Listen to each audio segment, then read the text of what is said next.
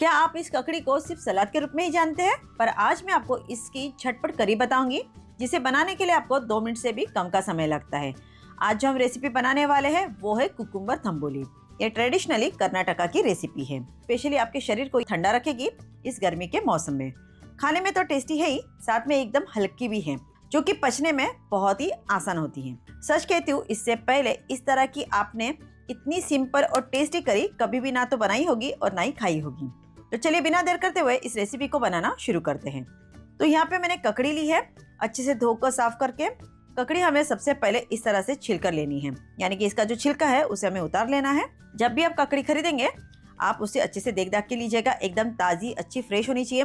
कड़वी या पीली पड़ी हुई वैसी ककड़ी का इस्तेमाल हम यहाँ पे नहीं करेंगे। नॉर्मली ककड़ी जो है इसे हम सलाद में ही खाते हैं, लेकिन इसकी ना कई सारी टेस्टी रेसिपी भी बनती है। छिलने के बाद इसे हमें इस तरह से कट करके लेना है, ताकि इसके अंदर जो बीज है उसे हम हटा सकें। तो जो बीज है इस तरह से हम हटा देंगे। और हाँ, बीजों को बिल्कुल भी आपको फेंकना नहीं है। इन्हें भी आप एज ए सलाद की तरह खा सकते हैं या फिर चटनी बनाने में भी इस्तेमाल कर सकते हैं। हालांकि जो एक ककड़ी है इसे ना कुकुम्बर या खीरा के नाम से भी जाना जाता है। आपके शहर में इसे किस नाम से पुकारते हैं ये मुझे आप कमेंट में जरूर बताइएगा। ककड़ी में पानी जो है काफी बहुत ज्यादा मात्रा में होता है, और इसका बाय नेचर ही यानी इसकी जो तासीर है वो ठंडी होती है। इसलिए स्पेशली गर्मियों में हमें ना ककड़ी जो है रोज खानी चाहिए। आप हम सभी जानते हैं कि जो सलाद है वो खाने में कितना अच्छा होता है, कितना हेल्दी होता है, और सलाद के बिना चाहे खाना कितना भी अच्छा क्यों ना हो वो अधूरा ही होता है। तो यहाँ पे देखिए, मैंने सारी ककड़ी को अच्छे से छील कर इसके बीज हटाकर इस तरह से छोटे छोटे पीसेस में कट करके तैयार कर लिया है। अब यहाँ पे लेंगे ग्राइंडिंग जार, और इसमें हम डालेंगे पाव कप इतना जो कटी हुई ककड़ी है ना वो। बाकी हम बचे हुए जो ककड़ी है उसे साइड में रख देंगे, क्योंकि उसका भी इस्तेमाल हमें आगे जाके करना है। अब यहाँ पे जाएगा पाव कप ही नारियल। आप यहाँ पे जो ताज़ा नारियल होता है ना उसका भी इस्तेमाल कर सकते हैं। अच्छा सा स्वीटनेस और गाढ़ापन इस रेसिपी में इसी नारियल से आने वाला है।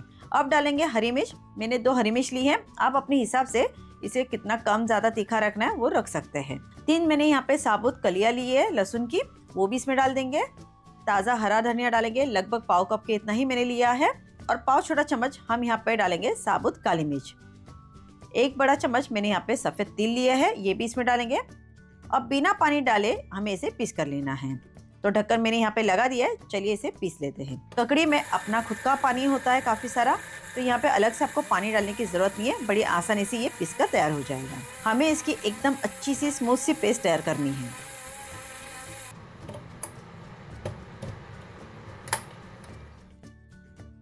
तो ये देखिएगा, पीसने के बाद आप देख सकते हैं कि कितना बढ़िया कलर आ गया है और कितनी बढ़िया सी ये पेस्ट जो है यहाँ पे बनकर तैयार हो गई है।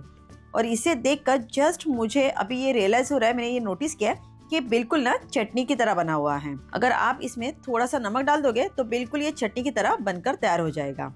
और अब इसमें हम डालेंगे 1 कप दही। तो ताज़ा घर का बना हुआ मैं फ्रेश दही का इस्तेमाल कर रही हूँ। आपको भी यहाँ पे जितना हो सके उतना फ्रेश दही का ही इस्तेमाल करना है। ऊपर से डालेंगे स्वादानुसार नमक, और बढ़िया से इसे हमें फेंट लेना है। बिल्कुल भी इसमें ना दही के जो चंक्स होते हैं यानी गुठलियाँ होती है वो बिल्कुल भी नहीं रहनी चाहिए, और दही इसमें अच्छे से घुल मिल जाना चाहिए। तो आप चटनी भी इस तरह से बनाकर जरूर ट्राई कीजिएगा और मुझे कमेंट में बताइएगा कि आपको इसकी चटनी कैसे लगी है। फिलहाल हम फटाफट इसकी तंबोली बनाकर तैयार कर लेते हैं, यानी इसकी करी बनाकर तैयार कर लेते हैं। दही डालने की वजह से आप देखोगे कि इसकी जो क्वांटिटी है ना वो थोड़ी सी बढ़ भी जाती है, और साथ में इसकी कंसिस्टेंसी भी थोड़ी सी पतली हो जाती है। ये देखिए, इस तरह से मैंने इसे बढ़िया से फिट कर तैयार कर लिया है, और ये कितना बढ़िया अभी से दिख रहा है।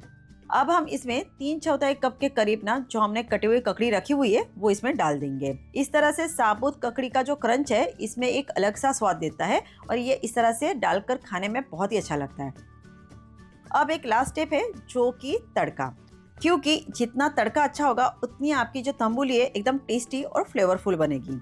जो ध्यान रखने वाली बात यह है कि इस तड़के के लिए आपको घी का इस्तेमाल बिल्कुल भी नहीं करना है, क्योंकि घी जो है ना ठंडा होने के बाद जम जाता है। इसलिए आपको यहाँ पे सिर्फ और सिर्फ तेल का ही इस्तेमाल करना होगा। आप जो भी तेल खाते हो वो आप यहाँ पे ले सकते हैं। आप चाहो तो नारियल तेल का भी इस्तेमाल कर सकते हो। तो 2 चम्मच मैंने यहाँ पे तेल यहाँ पे ले लिया है। तेल को बढ़िया से गर्म कर लेना है।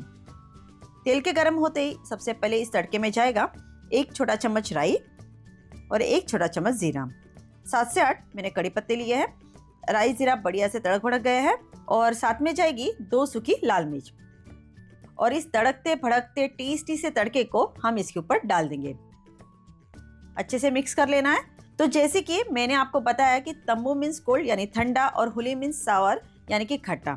तो खट्टापन जो है यहाँ पे हमें दही से आने वाला है, और जो कूलिंग है यानी जो ठंडापन है वो हमें ककड़ी और दही दोनों के कॉम्बिनेशन से मिलेगा। तो लीजिए, हमारी कुकुम्बर तंबूली यानी कि साउताखाई तंबूली खाने के लिए बिल्कुल तैयार हो गई है। इसको ना तो आपको गर्म करने की जरूरत है और ना ही ठंडा करने की। एज इट इज ये जैसा है वैसा ही आपको गर्मा गर्म स्टीम राइस के साथ सर्व करना है। इसके साथ और कोई चीज की जरूरत नहीं पड़ती है। एकदम टेस्टी है, सिंपल है और उतना ही स्वादिष्ट है। आसान है और तड़कती भड़कती गर्मी में राहत देने वाला भी है। तो आज की रेसिपी आपको कैसी लगी मुझे कमेंट में जरूर बताइएगा। रेसिपी अच्छी लगी है तो लाइक कीजिएगा और साथ में अपने फ्रेंड्स, परिवार, सोशल साइट पे इस रेसिपी को जरूर शेयर कीजिएगा। अगर चैनल पे पहली बार है, मुझे पहली बार देख रहे हैं, तो चैनल को सब्सक्राइब कीजिएगा और हमारी छोटी सी फैमिली का हिस्सा बनकर हमसे जुड़िएगा। ये ज्यादातर साउथ इंडियन के घरों में ना इसी से खाने की शुरुआत होती है, यानी कि ये पहला व्यंजन होता है। तो इस आसान सी ककड़ी की रेसिपी को आप एक बार जरूर बनाइएगा, खाइएगा, खिलाइएगा और बताइएगा कैसी बनी थी।